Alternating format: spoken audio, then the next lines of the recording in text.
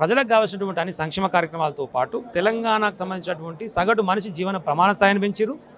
అన్నింటికి మించి హైదరాబాద్ బ్రాండ్ ఇమేజ్ని పెంచారు. పెట్టుబడులు వచ్చినాయి. ఈ ఫార్ములా ద్వారా పెట్టినటువంటి 40 కోట్లైనా నీకు వచ్చినటువంటి డైరెక్ట్గా లబ్ధి పొందిందే 700 కోట్ల లాభం జరిగింది తెలంగాణకు అని చెప్పేసి వాళ్ళు ఇచ్చిన రిపోర్ట్, మనం చెప్పే రిపోర్ట్ కాదు. అదే సందర్భంలో గ్లోబల్ ఫార్మాట్లో ఉన్నటువంటి ఒక క్యాలెండర్లో హైదరాబాద్కు ప్లేస్ దక్కింది. మొత్తం ప్రపంచవ్యాప్తంగా భారతదేశంలో కూడా ఇప్పటివరకు ఎక్కడ నిర్వహించలే, ఏ టౌన్ కూడా పేరు రాలే.